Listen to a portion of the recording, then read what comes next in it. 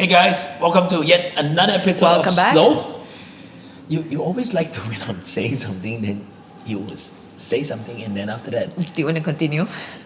yeah, I said welcome back, guys. Welcome That's back. us to I just wanted to repeat after you. See, yet another episode of Slow, focusing on that which takes time to grow.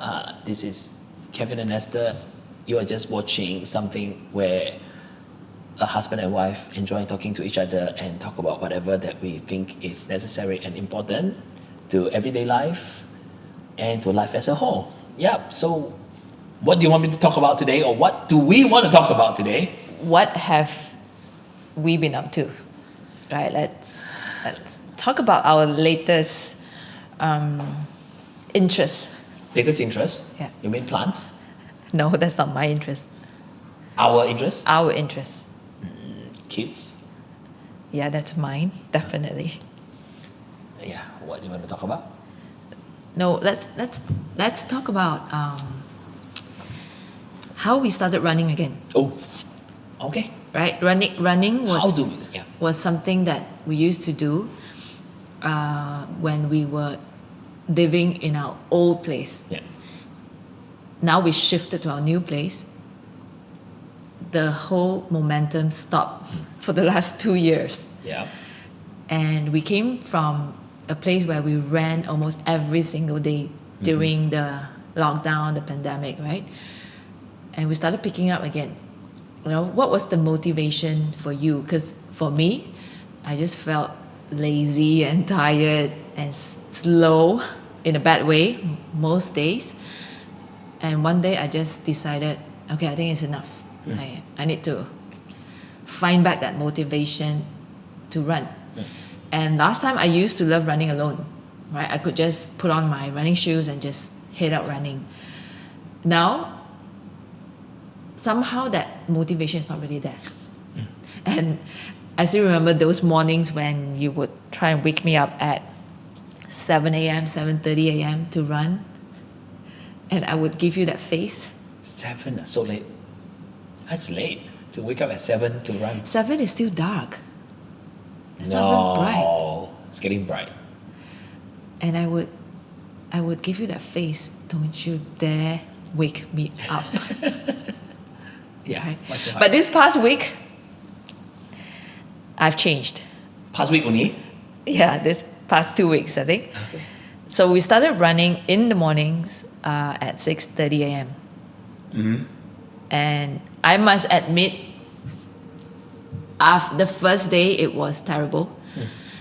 The second day, the third, and after a week of doing it consistently, I feel great, and the momentum is there, and I look forward to running. Although most days during the run, I wonder, why am I doing this, and why am I not in my bed sleeping on my soft pillow?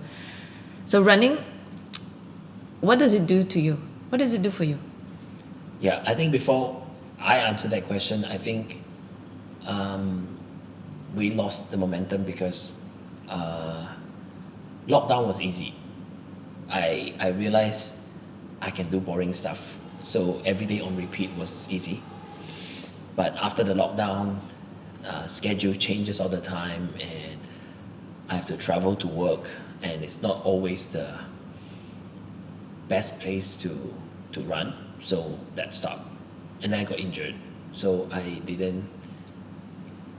don't know what to do. I don't know, should I injure it again? If I run, will I get more painful, or will I recover?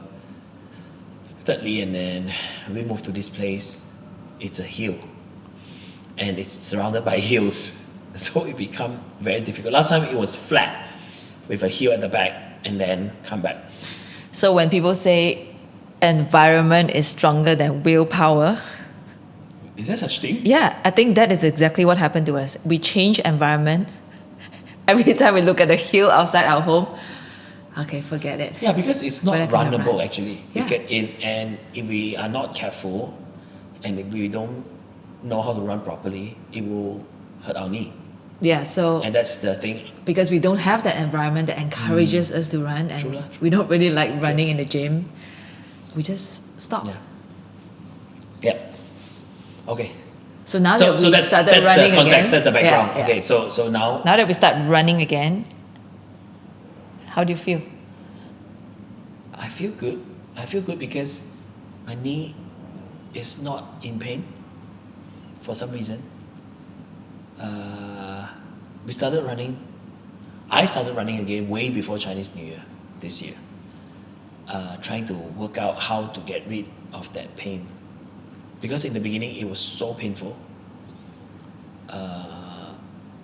People always say maybe you didn't run enough. Of course, it's not true, but I thought, you know what, I've tried everything and it still hasn't worked, so let's try this time around. And I'm grateful to God that no problem. So, touch wood, no problem. And I think to sustain this healthy lifestyle, a lot has to change, isn't it? We adjusted our sleeping times. We don't sleep past midnight anymore because we're going to wake up early to run. Yep. And throughout the day, of course, after a run, we're exhausted, right? But I think our mind is sharper, Yes, that's for sure. right? Because there's so much time to process things and reflect on things while we're running. And pray. Yeah, and I think it does a lot of good to us. But it requires sacrifice, right? Yeah. I think maintaining a healthy lifestyle requires us to make choices in terms of what we eat, What time we go to bed? what time we go to bed, what time we wake up, and if we have a terrible night of sleep, the next day sometimes we still drag each other out of bed to go for that run. So that, for me, that push comes from you too. When I have a companion that pushes me to run, compared to me alone, I think that helped me a lot to push my willpower up so that I'm willing to put on my shoes to run at 6:30 a.m. Yeah, I think I have had a training schedule before when I have to go for competition. So waking up early and putting on the running shoes to run has become something that I'm familiar with.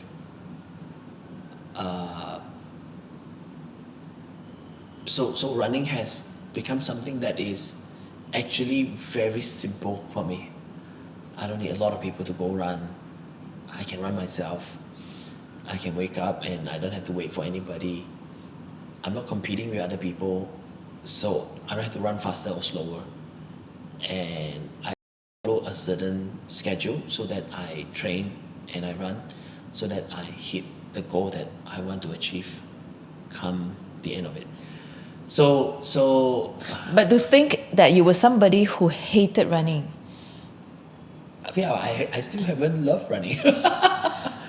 Yeah, so I think I had a lot of conversations with friends, and they would say, "Oh, I'm not the running type, so I will never run."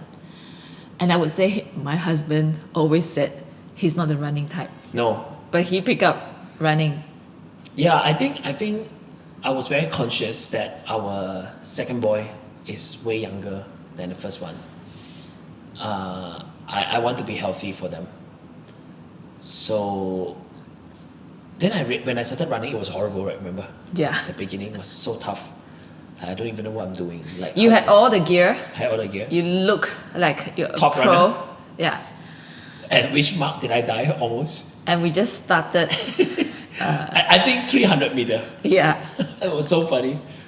Because up till then, the furthest I ran was from the bus stop to the bus. Yeah. Or when it's raining. And yeah, so when I picked up running, until now, I realized you don't have to like what you do in order to succeed. Say that again. You don't have to like what you do in order to succeed. Okay. That means I don't have to love running. There's no part of running that I love. It's running up like the you hill don't slope. have to love laundry in order for you to build a So I'm sorry, guys, if you're listening to this. Successful marriage that illustration system. has totally no relationship altogether. What's that? No, you don't have to like it. Like a lot of people argue over But very that's- small things, right? But Or that's Anyway, that's besides the point. Yeah. Like, Okay, so back to are you running. trying to tell me something? No, Okay. I'm trying to say, just appreciate the fact that you have clothes folded every single day. You mean kakak? Yeah, but I'm the one who put it in the washing machine. Yeah, so I realized maybe we place sometimes too much weight on What I loving what we like. do. Yeah. So I have a goal. I've got 2 kids. I want to be there for them. So, and running became the option because it was the simplest, easiest. I just have to buy a pair of running shoes, low cost. The most I invest is just a pair of shoes. Unlike playing other sports like tennis, or paddle, you have to rent a court, you have to buy the racket, you have to buy Or the even- ball, you have to buy the clothes, Or even in matching gym. socks. Yeah, or even going to the gym. Sometimes if, the place that you stay doesn't have a gym, you have to drive to a gym, pay for membership, right? And have the right gears for the weights and everything. So it is a commitment. But sometimes maybe people need that to make it work for them. It's just that for me, I don't. Some people need to just get into the rhythm of driving to the gym. I think somebody said, just drive to the gym, go home, but never went into the gym to the point that became like so good at it. Some people need those steps. For me, I don't want to have too many things. I just want to put on my running shoes and just run. So yeah, I don't like it. I just need to clock the whatever training I'm supposed to do. I just do it. Yeah. Later on, when I started running further and further, when I started doing like half marathon and full marathon and ultra marathon, I was quite intrigued by what people say when they hit a wall. I don't know what was that, and I was quite intrigued by it, so I wanted to feel and experience it. So I wanted to know how to hit a wall. That's why I chose a 50 km run, and I want to know, will I give up? It was tough, to say the least. I wasn't prepared. Up and down the hill. I walk a lot in that 50k, but I never hit the wall. Maybe for some people, hitting the wall means they started walking. They hit a wall, like it's a run. Why walk?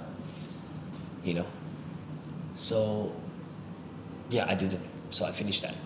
So running, it's good for the mental strength, isn't it? Yeah. More than just like a workout or a physical activity, it's building that mental capacity. Because sometimes it's just tough. I can't imagine. The longest run I did was 10 kilometers.